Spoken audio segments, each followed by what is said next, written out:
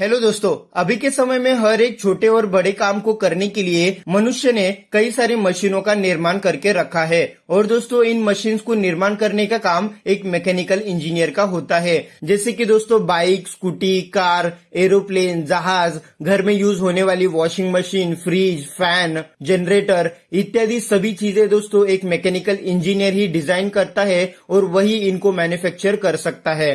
तो दोस्तों, mechanical engineer की डिमांड मार्केट में काफी ज्यादा बढ़ चुकी है। और दोस्तों, गवर्नमेंट और प्राइवेट दोनों सेक्टर्स के अंदर एक मैकेनिकल इंजीनियर की डिमांड काफी ज्यादा है, जिसकी वजह से हम में से कई सारे स्टूडेंट्स का एक सपना होता है कि उनको लाइफ में एक सक्सेसफुल पर्सन बनना है और ढेर सारा पैसा कमाना है। तो इसकी वजह से कई सारे स्टूडेंट फ्यूचर में एक मैकेनिकल इंजीनियर बनने के बारे में सोचते हैं। तो दोस्तों, मैं आपको बता देता हूँ कि मैकेनिकल इंजीनियर की काफी ज्यादा पॉपुलर ब्रांच है। और मैकेनिकल इंजीनियर का कोर्स कंप्लीट कर लेने के बाद आप robotic engineer, aerospace engineer, automotive engineer, manufacturing engineer, maintenance engineer, nuclear engineer जैसे बड़े बड़े पोस्ट हासिल कर सकते हो। तो दोस्तों, आज के इस वीडियो के अंदर मैं आप सभी को मैकेनिकल इंजीनियर कैसे बने, मैकेनिकल इंजीनियर का काम क्या होता है, मैकेनिकल इंजीनियर बनने के क्या एलिजिबिलिटी क्राइटेरिया है, यानी कौन कौन मैकेनिकल इंजीनियर बन सकता है, मैकेनिकल इंजीनियर बनने के लिए कौन सा कोर्स करना पड़ेगा,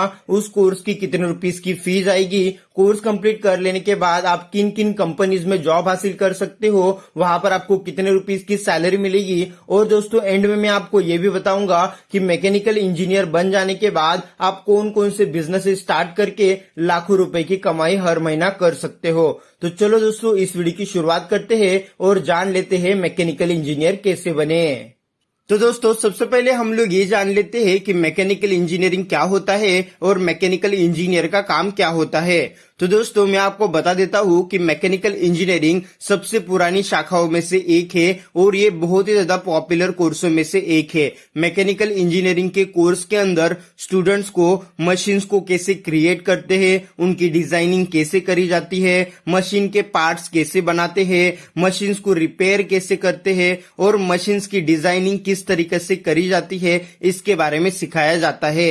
मैकेनिकल इंजीनियरिंग का पूरा कोर्स कंप्लीट कर लेने के बाद आप एलिजिबल हो जाते हो कि दुनिया में कोई भी मशीन हो, उस मशीन को आप रिपेयर कर सकते हो, उस मशीन को आप मैन्युफैक्चर कर सकते हो एंड उस मशीन को आप डिजाइन भी कर सकते हो। मैकेनिकल इंजीनियरिंग के कोर्स के जरिए आपको मशीन की सारी प्रकार की नॉलेज मिल जाती है, मशीन किस प्रकार से काम करती है इसके बारे में पता चलता है। और मैकेनिकल इंजीनियरिंग कर लेने के बाद दुनिया की ऐसी कोई भी मशीन नहीं होगी जिसको आप रिपेयर नहीं कर सकते। मैकेनिकल इंजीनियरिंग के कोर्स के अंदर आपको mechanic, thermodynamics, kinematics, maths, material science, statistics and dynamics इत्यादि जैसे सब्जेक्ट सिखाए जाते हैं। तो दोस्तों, अभी हम लोग जान लेते हैं कि मैकेनिकल इंजीनियर बनने के लिए क्या एलिजिबिलिटी क्राइटेरिया है, यानी कौन कौन सा स्टूडेंट मैकेनिकल इंजीनियर बन सकता है। तो दोस्तों, मैकेनिकल इंजीनियरिंग का कोर्स करने के लिए आपको सबसे पहले 10th पास होना कंपलसरी है। अगर दोस्तों आप मैकेनिकल इंजीनियर बनना चाहते हो तो दोस्तों आपको 10th पास होने के बाद साइंस की स्ट्रीम से 12वीं पास करनी है। अदरवाइज दोस्तों आप डायरेक्टली 10th के बाद डिप्लोमा का कोर्स भी कर सकते हो। लेकिन अगर आपने अपनी 12वीं कॉमर्स की स्ट्रीम से पास की है तो दोस्तों आप मैकेनिकल इंजीनियर नहीं बन सकते। तो दोस्तों, एलिजिबिलिटी क्राइटेरिया इसमें एक ही है कि आपको अपनी 12वीं साइंस की स्ट्रीम से ही पास करनी है। और यही नहीं दोस्तों, आपको अपनी 12वीं 50 या फिर 55% से ज्यादा मार्क्स लेकर पास आउट करनी होगी, तो ही दोस्तों आप फ्यूचर में मैकेनिकल इंजीनियरिंग के लिए एडमिशन ले सकते हो। अगर आपने 10th पास की है तो दोस्तों 10th के बेसिस पर आप डिप्लोमा इन मैकेनिकल इंजीनियरिंग का कोर्स कर सकते हो। और दोस्तों, साइंस की स्ट्रीम्स के अंदर भी दो प्रकार होते हैं, एक पीसीबी स्टूडेंट और दूसरा होता है पीसीएम स्टूडेंट। तो दोस्तों, पीसीबी और पीसीएम दोनों स्टूडेंट्स इस कोर्स को करने के लिए एलिजिबल है। यानी अगर आपने 12th के स्टडीज में मैथमेटिक्स सब्जेक्ट लिया नहीं है फिर भी दोस्तों आप मैकेनिकल इंजीनियरिंग का कोर्स कर सकते हो। तो दोस्तों, अभी हम लोग जान लेते हैं कि मैकेनिकल इंजीनियर बनने के लिए क्या स्टेप्स है, यानी कौन सा कोर्स करना पड़ेगा, उस कोर्स की कितने रुपीस की फीस आएगी और दोस्तों इस कोर्स के अंदर हमें क्या क्या सीखने के लिए मिलेगा। तो दोस्तों, मैं आपको बता देता हूँ कि मैकेनिकल इंजीनियर बनने के लिए आपको अपनी 10th पहले पास आउट करनी है। 10th के बाद आपके सामने दो तरह के ऑप्शंस निकल के आ जाते हैं मैकेनिकल इंजीनियर बनने के लिए।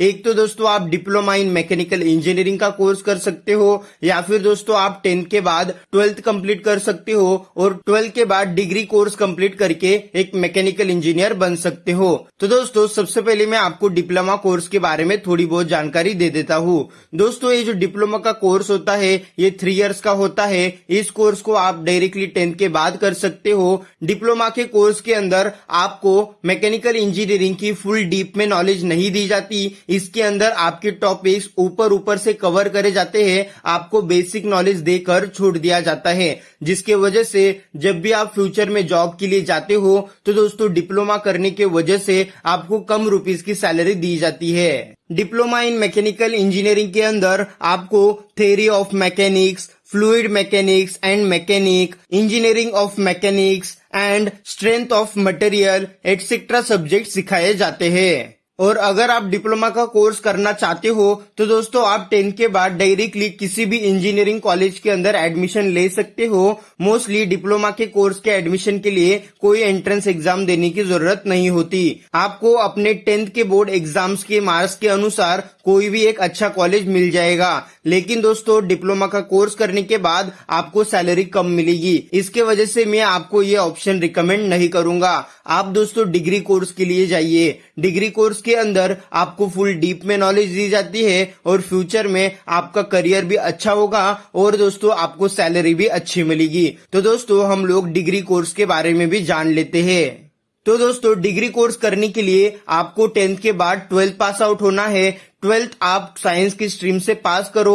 अगर दोस्तों आपका पहले से ही ये मन है कि मुझे फ्यूचर में जाके मैकेनिकल इंजीनियर बनना है तो दोस्तों आप अपनी साइंस की स्ट्रीम मैथमेटिक्स सब्जेक्ट के साथ पास करो, यानी PCM सब्जेक्ट लेकर अपनी 12th पास करो। 12th पास कर लेने के बाद आपको JEE की एंट्रेंस एग्जाम देनी है। अगर दोस्तों आपको JEE की एंट्रेंस एग्जाम में कम भी मार्क्स मिले तो भी दोस्तों कोई प्रॉब्लम नहीं है, बस ये एग्जाम आपको अटेम्प्ट करना इम्पोर्टेंट है। मार्क्स कितने मिले इससे ज्यादा इफेक्ट नहीं पड़ता। ये एंट्रेंस एग्जाम मोस्टली उन बच्चों के लिए होती है जो बहुत ही ज्यादा शार्प माइंडेड होते हैं, जिनको IIT कॉलेज के अंदर एडमिशन लेना होता है।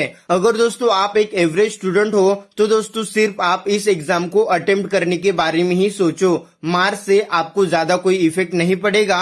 एंट्रेंस एग्जाम देने के बाद आपका जो नाम है वो किसी भी कॉलेज के अंदर लग जाएगा। लेकिन दोस्तों उससे पहले एक छोटी सी प्रोसीजर करनी होती है। वो प्रोसीजर आप साइबर कैफे में जाकर कर सकते हो, जिसके जरिए आपका मेरिट लिस्ट में नाम आएगा और आपको उस कॉलेज में जाकर एडमिशन लेना होगा। और दोस्तों जब भी आप कभी एडमिशन लेने के लिए जाओगे तो दोस्तों आपको फीस के बारे में सब कुछ पता चल जाएगा। लेकिन फिर भी दोस्तों मैं आपको बता देता हूँ कि मैकेनिकल इंजीनियरिंग का कोर्स करने के लिए आपके सामने 2 प्रकार की डिग्रीज अवेलेबल होती है। एक तो दोस्तों आप बीटेक इन मैकेनिकल इंजीनियरिंग का कोर्स कर सकते हो, या फिर दोस्तों आप BE इन मैकेनिकल इंजीनियरिंग का कोर्स कर सकते हो। ये दोनों कोर्स दोस्तों 4 इयर्स के होते हैं। इन 4 इयर्स के कोर्स के अंदर आपको 8 सेमेस्टर देने होते हैं और ये सेमेस्टर्स आपके सिलेबस पर डिपेंड करते हैं। और दोस्तों इन 4 सालों के अंदर आपको मैकेनिकल इंजीनियरिंग की फुल डीप में नॉलेज दी जाती है, जिसकी वजह से आपको फ्यूचर में जॉब मिलना बहुत ही ज्यादा आसान हो जाता है। अगर दोस्तों हम लोग फीस की बात करें तो दोस्तों डिप्लोमा इन मैकेनिकल इंजीनियरिंग का कोर्स करने के लिए आपको पर ईयर 80,000 रुपए से लेके 1.5 लाख रुपीस तक की फीस देनी पड़ेगी। और दोस्तों वही बीटेक या फिर BE इन मैकेनिकल इंजीनियरिंग का कोर्स करने के लिए छोटे से छोटे कॉलेज के अंदर आपको 1 लाख रुपए से लेके 3 लाख रुपीस तक की फीस देनी पड़ेगी। अगर दोस्तों हम लोग फुल कोर्स की बात करें तो दोस्तों डिप्लोमा का फुल कोर्स करने के लिए आपको 2.5 लाख रुपए से लेके 3 लाख रुपीस तक का खर्च आ जाएगा। और अगर दोस्तों हम लोग डिग्री कोर्स की बात करें तो दोस्तों मैकेनिकल इंजीनियर बनने के लिए आपको 4 लाख रुपए से लेके 5 लाख रुपीस तक का खर्च आ जाएगा। ये दोस्तों एक छोटे कॉलेज की फीस है। अगर दोस्तों आप IIT जैसे बड़े कॉलेज के अंदर एडमिशन लेते हो तो दोस्तों एक मैकेनिकल इंजीनियर बनने के लिए आपको IIT कॉलेज के अंदर 15 लाख रुपीस तक का खर्च आ जाएगा।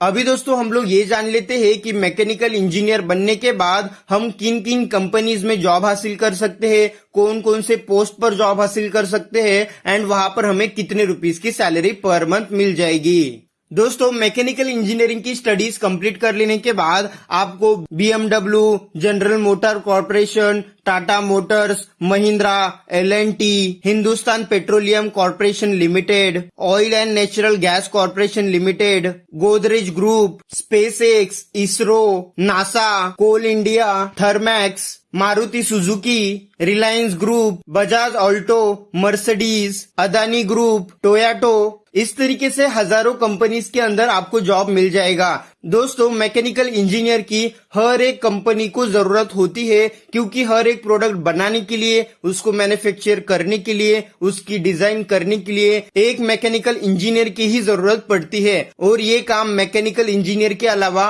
और कोई नहीं कर सकता। और दोस्तों मैकेनिकल इंजीनियरिंग की जॉब प्राइवेट सेक्टर में तो अवेलेबल ही है, साथ ही साथ गवर्नमेंट सेक्टर्स के भी अंदर मैकेनिकल इंजीनियर की काफी ज्यादा डिमांड है। दोस्तों हर एक कार बनाने वाली कंपनी, बाइक बनाने वाली कंपनी, एरोप्लेन बनाने वाली कंपनी, जहाज बनाने वाली कंपनी, दोस्तों घर में का हर एक छोटा और बड़ा सामान बनाने वाली कंपनी को एक मैकेनिकल इंजीनियर की जरूरत पड़ती है। तो दोस्तों मैकेनिकल इंजीनियरिंग के लिए स्कोप तो बहुत ही ज्यादा है, और यहाँ पर सैलरी की भी ज्यादा डिमांड रहती है। क्योंकि डिमांड इसमें ज्यादा है तो दोस्तों यहाँ पर आपको सैलरी भी ज्यादा मिलेगी। तो दोस्तों आइए हम लोग अभी पोस्ट के बारे में बात करते हैं। जॉब तो आपको इन कंपनीज में मिल जाएगी, लेकिन वहां पर काम क्या करना होगा और पोस्ट क्या रहेगा। दोस्तों मैकेनिकल इंजीनियरिंग का कोर्स कंप्लीट कर लेने के बाद आप एक एरोस्पेस इंजीनियर, मोटर वाहन engineer, manufacturing engineer, maintenance engineer, robotics engineer, nuclear engineer etcetera जैसे पोस्ट पर जॉब कर सकते हो। इसके साथ साथ आप रेलवेज में भी जॉब हासिल कर सकते हो, आप टाटा एनर्जी सेंटर्स के अंदर भी जॉब हासिल कर सकते हो, आप petroleum engineer, sales engineer, manufacturing and quality engineer, mechanical engineer and technician etcetera जैसे हजारों पोस्ट पर भी दोस्तों आप जॉब हासिल कर सकते हो। अगर दोस्तों हम लोग गवर्नमेंट जॉब्स की बात करें तो दोस्तों एक मैकेनिकल इंजीनियर इंडियन रेलवे के अंदर काम कर सकता है, DRDO के अंदर काम कर सकता है, NTPC, oil India, airport authority, ISRO, कोवार्ड, कोल इंडिया, जल यात्रा, एरोनॉटिक्स लिमिटेड एटसेट्रा जैसे कई सारे जगह पर जॉब हासिल कर सकता है। मैकेनिकल इंजीनियर की डिमांड इतनी ज्यादा है कि जितने भी जॉब्स आप लाओगे उन सभी जॉब्स पर दोस्तों एक मैकेनिकल इंजीनियर काम कर सकता है। क्योंकि दोस्तों आज के समय में हर एक काम मशीन के जरिए ही किया जाता है। तो दोस्तों एक मैकेनिकल इंजीनियर हर एक मशीन को ठीक कर सकता है और उसको बना सकता है। इसके वजह से दोस्तों हर एक जगह पर एक मैकेनिकल इंजीनियर की जरूरत होती ही है। और यही नहीं दोस्तों, एक मैकेनिकल इंजीनियर बाहर गांव देशों में भी अपनी एक पहचान बना सकता है। वहां पर भी दोस्तों एक मैकेनिकल इंजीनियरिंग की काफी ज्यादा डिमांड है, जैसे कि Dubai, USA, Germany, Canada, Australia, वहां पर दोस्तों एक मैकेनिकल इंजीनियर की काफी ज्यादा डिमांड है। आप इंडिया में एजुकेशन लेकर वहां पर भी शिफ्ट हो सकते हो और वहां पर अपना करियर भी सेट कर सकते हो। अगर दोस्तों हम लोग सैलरी की बात करें तो दोस्तों एक डिप्लोमा होल्डर को एज अ फ्रेशर 15,000 रुपए की सैलरी दी जाती है, जो एक्सपीरियंस के अनुसार 50,000 रुपीज तक जा सकती है। एक डिप्लोमा होल्डर इतनी ही रुपीज की salary as a mechanical engineer के पोस्ट पर ले सकता है, क्योंकि डिप्लोमा होल्डर को बड़ी पोस्ट नहीं दी जाती, जिसके वजह से उसको कम ही सैलरी में काम करना पड़ता है। और अगर हम लोग डिग्री कोर्स वाले स्टूडेंट की बात करें तो दोस्तों जिसने भी डिग्री का कोर्स कंप्लीट किया है उस स्टूडेंट को as a mechanical engineer fresher ही 20 से 25,000 रुपए की सैलरी दी जाती है। और दोस्तों 3 साल के एक्सपीरियंस के बाद उसको 45,000 रुपीज से लेके 50,000 रुपए की सैलरी दी जाती है। जैसे ही दोस्तों एक डिग्री होल्डर के पास 5 साल का एक्सपीरियंस आ जाता है तो दोस्तों उसको एज अ मैकेनिकल इंजीनियर 70,000 रुपए से लेके 1 लाख रुपीज तक की सैलरी दी जाती है।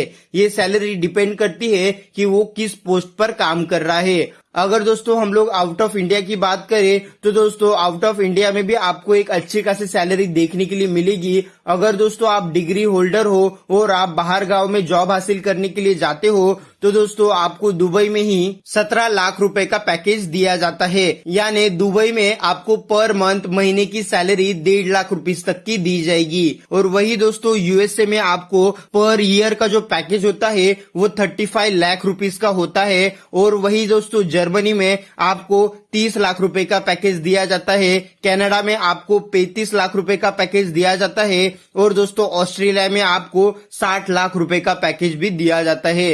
तो दोस्तों ये सब पैकेज डिपेंड करते हैं कि आपके पास एक्सपीरियंस कितना है, आपके पास नॉलेज कितना है और आपका जो परफॉर्मेंस है वो किस तरीके से रहा है। अगर दोस्तों हम लोग बिजनेसेस की बात करें तो दोस्तों एक मैकेनिकल इंजीनियर ये सब स्टडीज करके जॉब न करना चाहे तो दोस्तों जॉब नहीं करके भी बहुत सारे पैसे कमा सकता है। वो अपना खुद का गैरेज डाल सकता है, खुद की मैन्युफैक्चरिंग कंपनी ओपन कर सकता है। अगर दोस्तों आपने एज अ मैकेनिकल इंजीनियर कोई गैरेज ओपन किया तो दोस्तों आने वाले जो भी कस्टमर्स होंगे वो आप पर ज्यादा ट्रस्ट करेंगे और हमेशा वो आपके पास अपनी गाड़ी रिपेयर करने के लिए आएंगे। और दोस्तों बस एक 4 व्हीलर या फिर 2 व्हीलर का गैरेज डाल के ही आप 2 से 2.5 लाख रुपीस की अर्निंग हर महीना कर सकते हो। अगर दोस्तों आपने इसके साथ साथ अपना मैन्युफैक्चरिंग इंडस्ट्री ओपन करी तो दोस्तों आपकी पर महीने की इनकम 3 से 5 लाख रुपए की बड़ी आसानी से हो जाएगी। बस दोस्तों आपके पास बिजनेस माइंड होना चाहिए, तभी दोस्तों आप बिजनेस के जरिए सक्सेस हो जाओगे। तो दोस्तों उम्मीद करता हूँ कि आज का वीडियो आपके काम आ गया होगा। इस वीडियो को शेयर करके लोगों की मदद करो। आपका प्यार देने के लिए और ऐसे वीडियोस हर रोज देखने के लिए सब्सक्राइब करें हमारे चैनल को। धन्यवाद।